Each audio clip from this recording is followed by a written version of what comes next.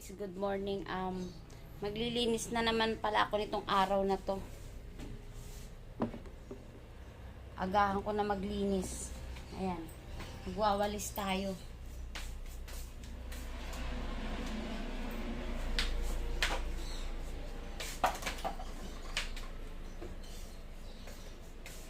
Si mamaya, ang daming gagawin. May lakad ako mamaya. Kasi nakaschedule ako ngayon doon sa aking nail extension. Habang tulog pa yung alaga ko, ako ay maglilinis muna.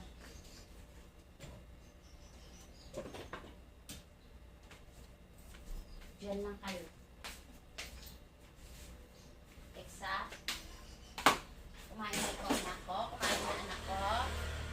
Kumain na anak ni mama. Wawalis tayo eh. Para mamaya matapos yung ating trabaho.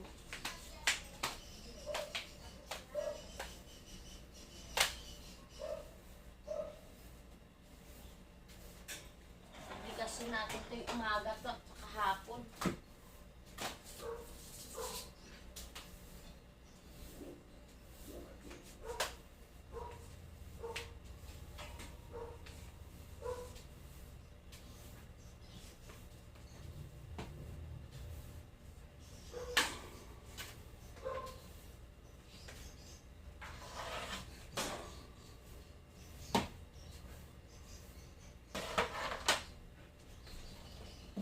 Talaga pwedeng hindi linisin dahil yung apo ko naglalakad-lakad dito.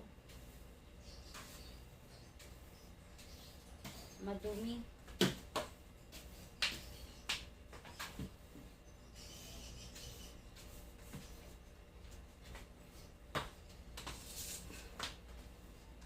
Hirap itulak yung mga bangko kaya dinudukot ko na lang kasi mabigat.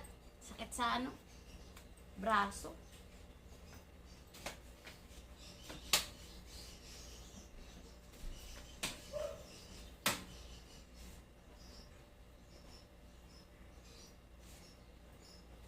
Masakit sa braso, mahirap iusod. Kaya minsan, dalawa kailangan pag once na lilinis ko yung likod, dalawa kailangan kami kasi hindi ko talaga kaya.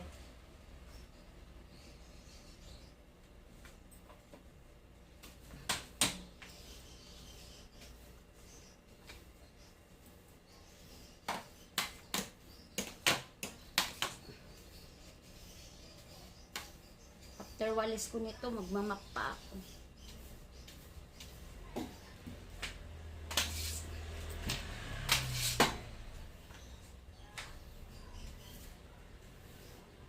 Minamap ko pa talaga ito bago anak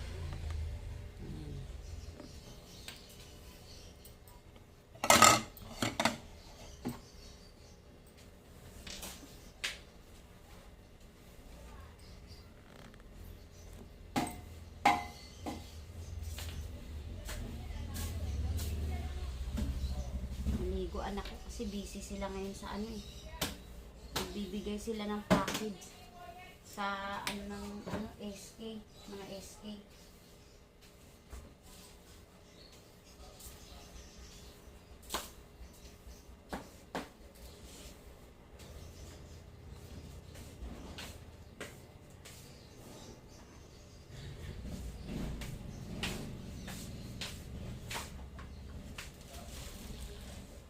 Daming bumili na may manukan ko ng diaper. Agatas.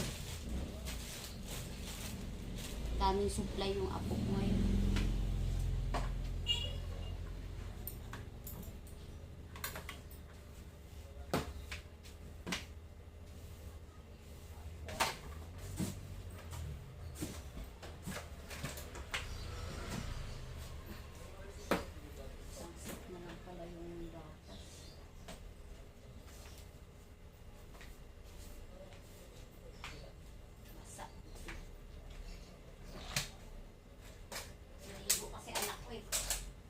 Yung yapak ng basa na rito. So, wawalisin mo, basa.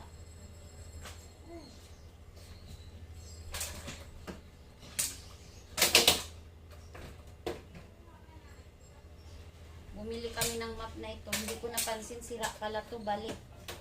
Hindi na namin suli kasi medyo tumagal na, normal. Baga sa ano, sabihin, kami na'y nakasira.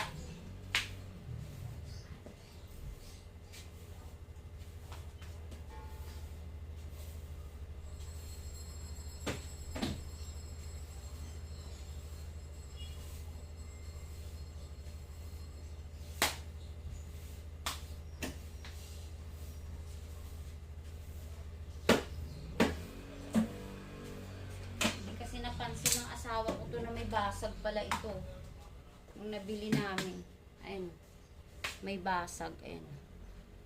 Akala ko normal lang na naglulos siya. Pag once na minamap mo, bumubuka ito. Pag ganun po may basag. Hindi na namin maisuli kasi gawa ng 1 week na.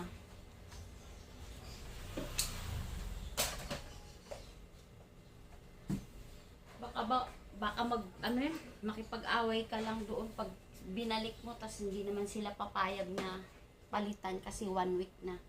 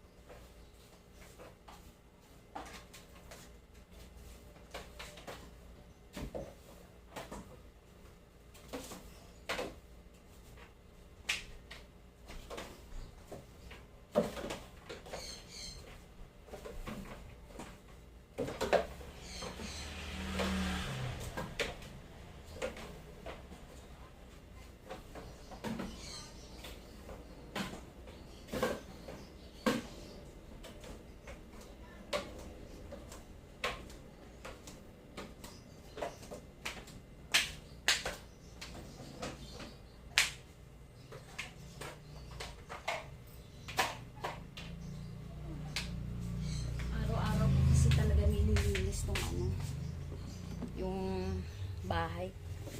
Hindi pwede na hindi ko nililinis. Araw-araw talaga naglilinis ako. Minsan ngayon umaga, tapos kinabukasan ay hindi. Ngayong umaga, tapos mamayang gabi linis uli ako. Hinihingal ako. Kasi gusto ko bago ako magtinda, bago ako umupo, malinis na yung bahay. Paliguan na yung apo ko. Lahat.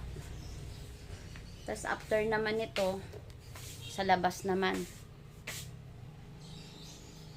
Yan pala yung aking alaga naman si Alexa. Wait. Anak, yan. Napag-grooming ko na yan. Alexa. Ayan. Pinag-grooming ko na yan eh. Maganda na naman siya. Sit lang ikaw doon, anak. Sit lang. Sit lang, baby ko. Ay, ang ligalig naman ng anak na yan, ay. Ligalig naman yan, ay.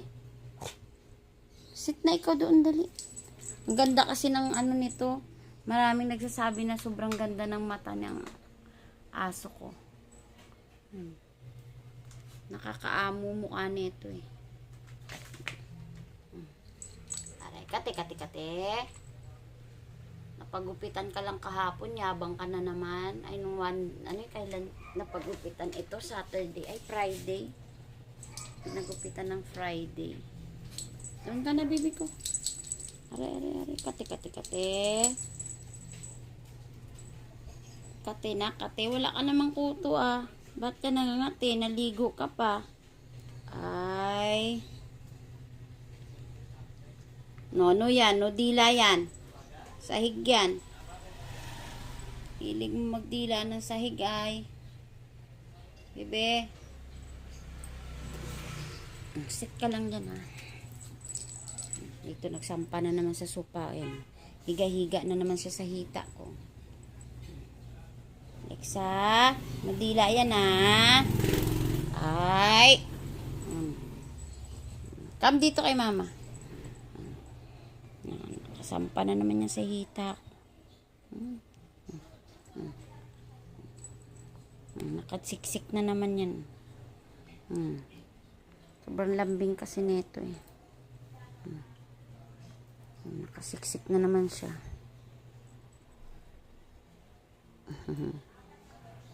Ikaw talaga.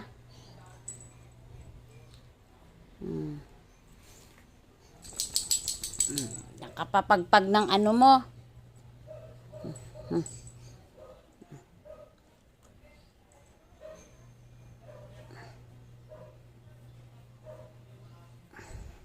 Gusto niya yung inaano yung ano niya, yung tiyan niya.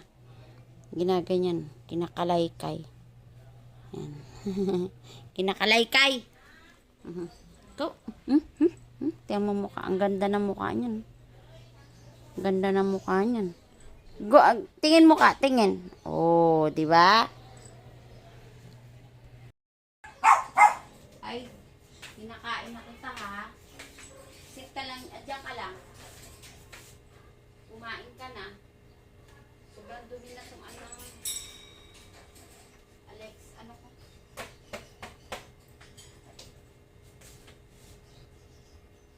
Sandals ng aking apo. Ay. Pag malapit sa kalsada yung bahay mo, mabilis mag-ano yung electric fan, mag-alikabok. Ano pa lang yan, ilang days ko palang nilinis yan. 4 days? 4 days palang nilinis ko, maalikabok na agad. Madali siyang kapitan ng alikabok. Kasi yung bahay namin, tabing kalsada lang.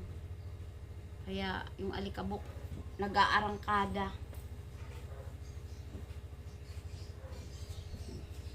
Ito, i-marinate ko naman tong baka ngayon. Pero parang inaantok pa ako.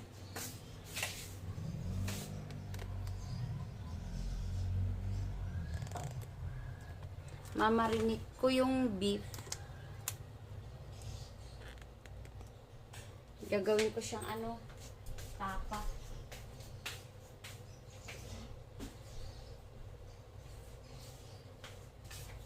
Magsasalang muna ako ng mainit na tubig. Magmamaylo muna ako kasi parang sama ng pakiramdam ko. Ang kintab ng noo ko. Sama ng pakiramdam ko. Medyo ako ngayon kasi hindi ako nakatulog magdamag. Wala akong tulog. May kunting iniisip lang kasi ako. Nag-aalala ako. Tapos, ito yung nabili kong beef. Tapa. Imamarinate ko ngayon. Nung Friday ko pa binili to. Tapos ito naman, beef tapa din ito. Panglaga naman ito. Bahala na kung anong gawin ko dito. Bahala na siya.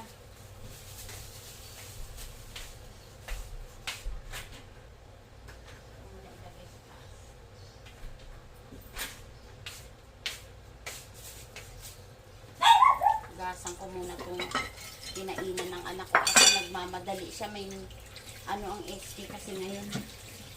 Nagbibigay sila ng package sa mga kabataan.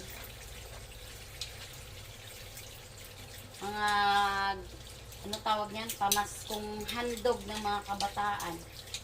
Di-distribute nila kaya medyo maaga din siya gumising.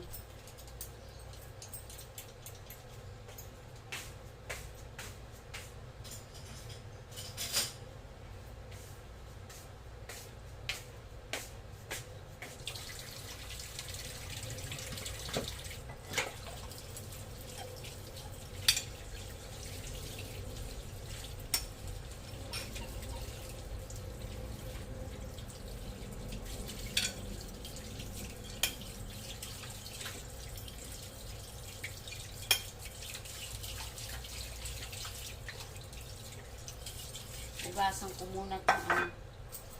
Hugasan natin yung tapa.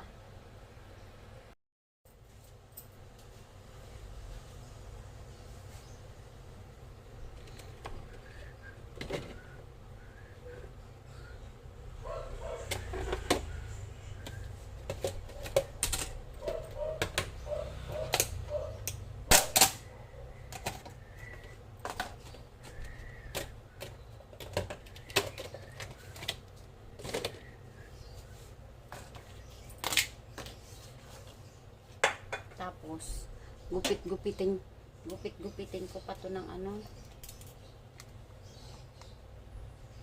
Gupit-gupitin ko pa ng maliliit. Wait lang. Ano ko siya, lapad ko ng hiwa. Tapos, gupit-gupitin ko siya ng maliliit para maibabad ko siya mamaya. Imamarinate ko siya. Maliliit. Tsaka ko siya lutuin. Diba? Mag-procedure din to. Bago ka makakain ng beef tapa.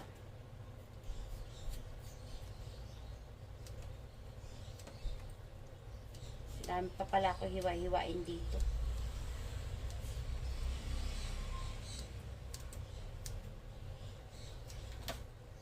Pero inaantok pa ako. Hindi ako makatulog masyado.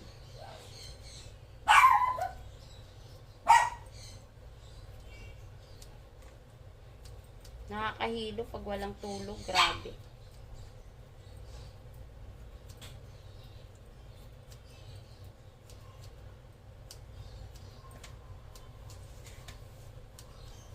Nakaka-depress din talaga.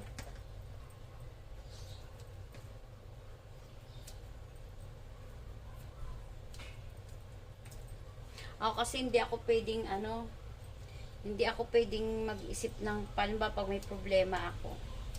Konting bagay lang, umiiyak agad ako kasi dati kasi meron talaga akong depression nung nanganak ako. Siyempre alam mo na hindi maiwasan. Dumarating sa buhay yung hindi pagkakaunawaan sa mag-asawa.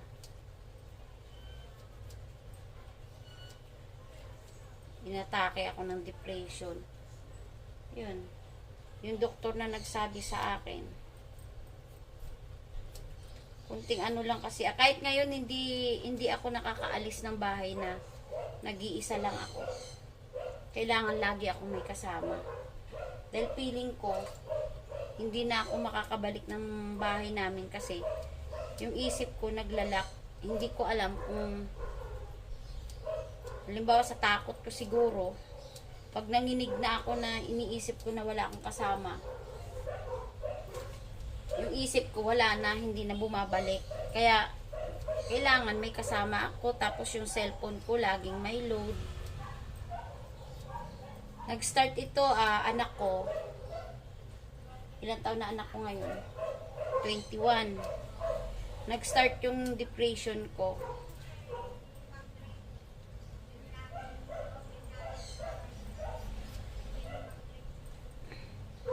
ano, 5 years old pa lang ang anak ko, nag-start na tong depression ko. Hanggang ngayon, ilang taon ko na dala-dala to. Bali, ano na, 15 years na mahigit. 21 years old na anak ko eh. 16 years na. May time na hindi ko na kaya, may time na kaya ko. Kasi ang lagi lang, pag inaatake ako ng depress, iniisip ko lang, paano yung pamilya ko pag natuloy ito. Kaya, yun. Kumbaga sa ano, dinadaan ko na lang sa, binabaling ko sa iba yung isipan ko. Kasi, matutuloy at matutuloy talaga eh. Tapos lahat ng kasayahan, pinupunta namin mag-asawa, dinadala niya ako kahit saan. Kaya yun, medyo nabawasan yung ano ng depress ko.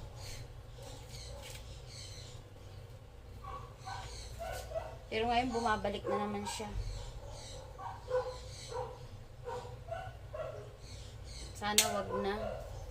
Sobra na akong pagod. Pagod na ako. Eh, nagtitimpla na pala ako ng ano, ng beef tapa. Lagyan ko na ng paminta, asukal.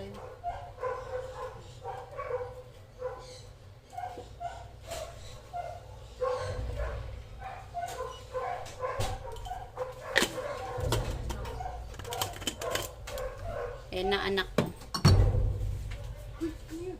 Ewan ko. Paalis na. Mag-ano sila, distribute ng mga ano sa SK. Yan. Kasama ko yan sa pagbablog ko. Hi vlog. Mag-subscribe kayo kay Ate Baby. Kasama yung damit ng apo ko yan. No? Mag-subscribe kayo Kasama- kay Ate Baby para maraming Viewers. panggala si ano. Send stars pala. Para madaming panggala si Bella Bu namin. Ayan, ito.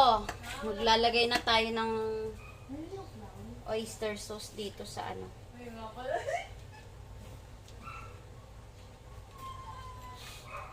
Oyster sauce dito sa ating ano, beef tapa. Ayan, ayan yung beef tapa natin.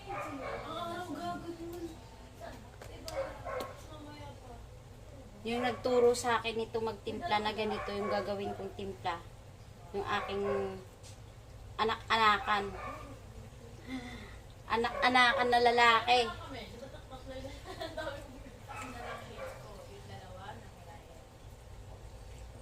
Kaso sorry, wala siya today.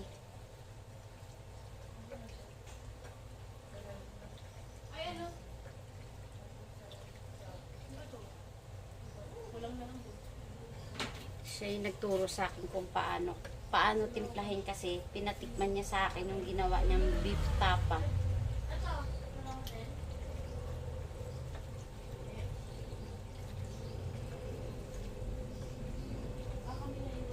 Soon makikita niyo rin siya sa vlog ko.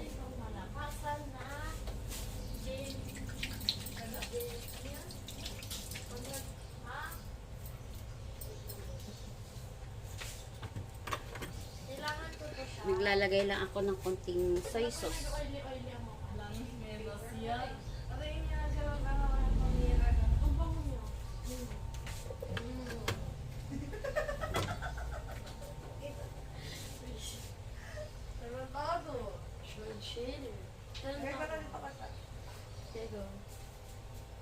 Yung mga SK.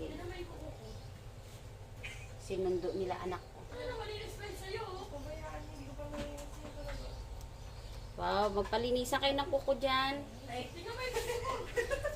This vlog video, kuko. Alam mo bakit hindi nakakapagbalis kahapon?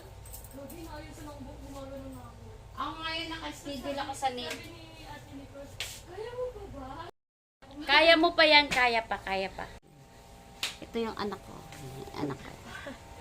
Doon mo sa malayo yan. Wow. Palong-palo ang hair. Uy, ayan na si SK. Oh. Ay, si SK chairman. Bye, mother. Oh, bye. Kiss ako na. Bye. Love you. Ingat na. Ay! Tayin niya ako! Almusal muna tayo. Kape at saka, kape, Milo at saka tinapay. Ayoko maglagay ng palaman. Gusto ko sinasawsaw lang dito sa kape. Ay, sa Milo.